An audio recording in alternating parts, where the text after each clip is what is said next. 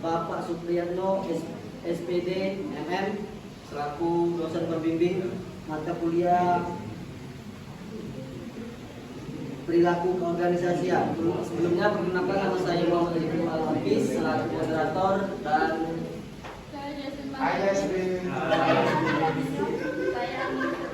saya Muhammad juga keterangan. Kami di sini akan mempresentasikan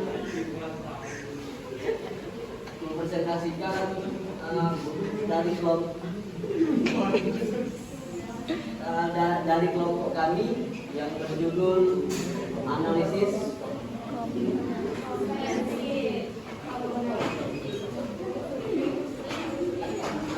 komprehensif perilaku kelompok dalam konteks organisasi, yang akan dibaca oleh dia sendiri. Konsep dasar kelompok. Definisi kelompok adalah kumpulan dari dua orang atau lebih. Anggota kelompok saling berinteraksi dan saling bergantung. Kata kunci utamanya adalah adanya tujuan bersama yang ingin dicapai melalui interaksi tersebut.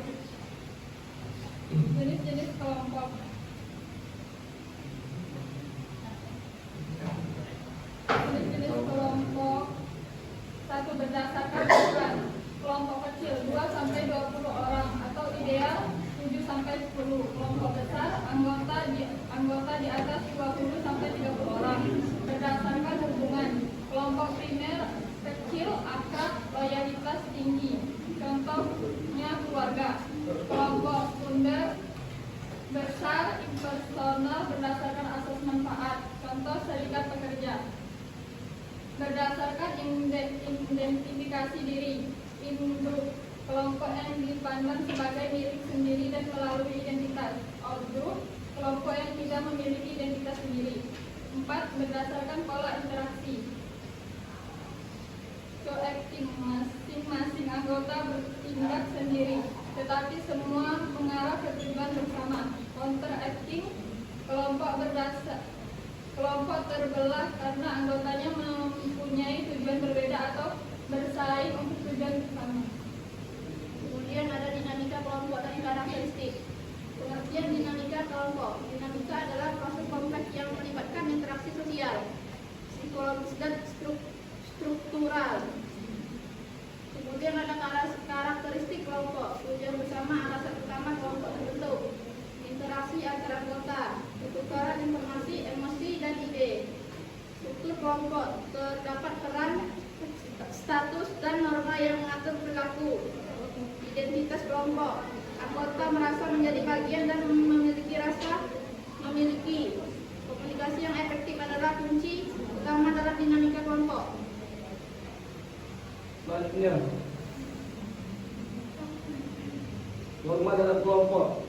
Yang pertama ada aturan sosial. Aturan sosial yang berkembang dan menjadi pedoman perilaku yang dipahami dan ditaati bersama. Yang kedua ada fungsi. Fungsi menjaga keteraturan sosial, mengarahkan perilaku dan meninggalkan identitas kelompok. Itu yang kedua ada peran dalam kelompok. Pertama perilaku. Perilaku yang diharapkan dari seorang berdasarkan kondisinya, formal ataupun informal. Yang kedua ada jenis peran.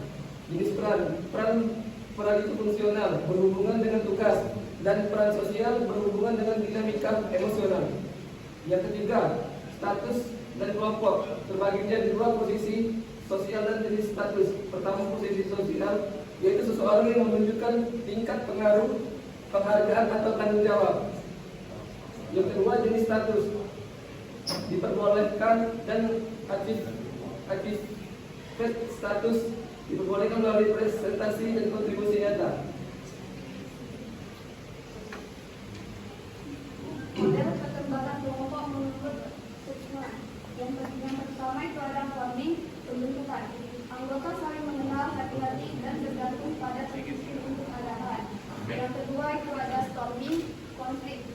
Muncul konflik atau perbedaan pendapat dan resistensi karena anggota memiliki ide masing-masing. Konflik penting untuk pengenalan masalah internal. Yang ketiga ada norming, penyesuaian norma. Kelompok membangun kesepahaman, peran dan aturan menjadi jelas, kohesif atau kekompakan terbentuk. Yang keempat ada performing, penyesuaian pelaksanaan.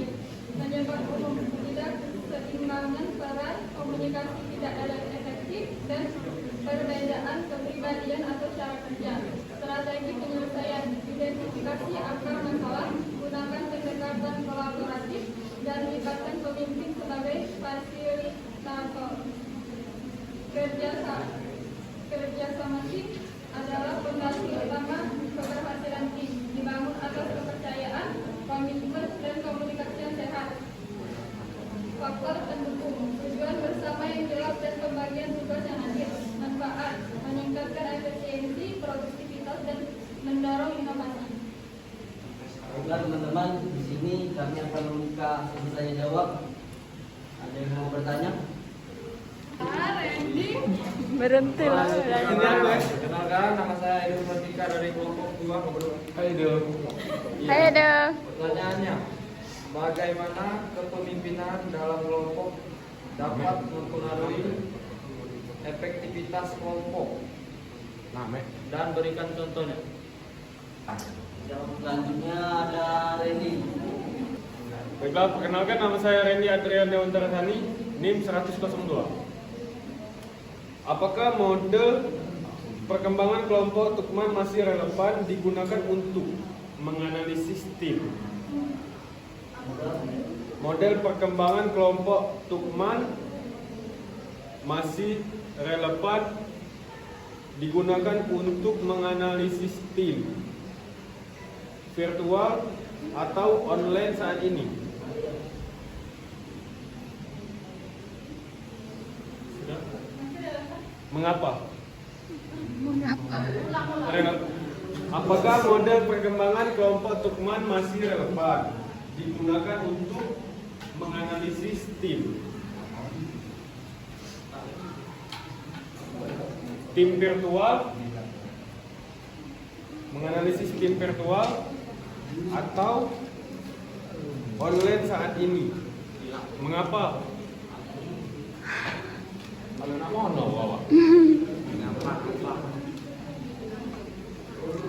Sudah ya? Sudah. Oke. Saya akan menjawab pertanyaan tadi itu. Bagaimana kepemimpinan dalam kelompok dapat mempengaruhi efektivitas kelompok dan berikan contohnya. Yang pertama itu meningkatkan motivasi dan komitmen.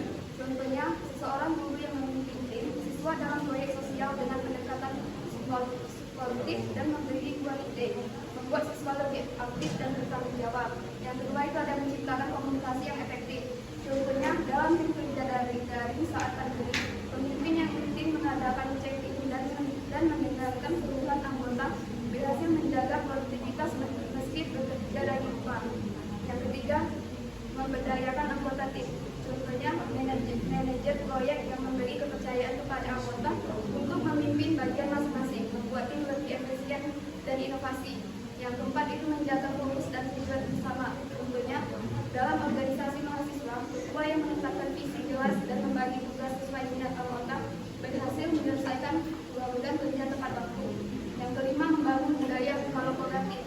Contohnya, pemimpin komunitas yang melibatkan semua anggota dalam pengambilan keputusan membuat kelompok lebih solid dan tahan terhadap tekanan eksternal.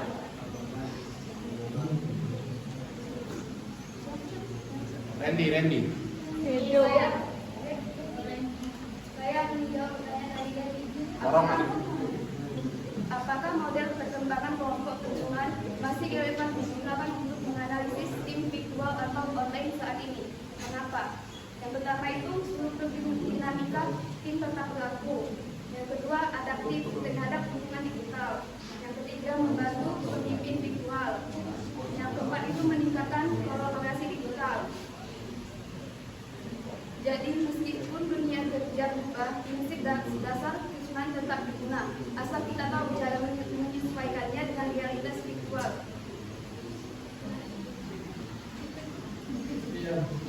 Jelas. Karena di sini simpelnya perilaku kelompok. Perilaku kelompok adalah faktor krusial bagi sukses organisasi. Pemahaman tentang norma peran status dan dinamika Tukman membantu mengelola interaksi tim. Kunci maju berhasil adalah kemampuan kelompok untuk mengubah konflik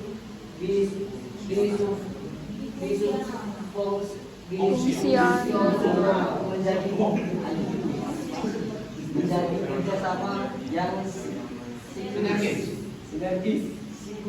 Mungkin itu saja dari kelompok kami. Bila itu paling hanya wassalamualaikum warahmatullahi wabarakatuh. Satu kata ini. Sukses.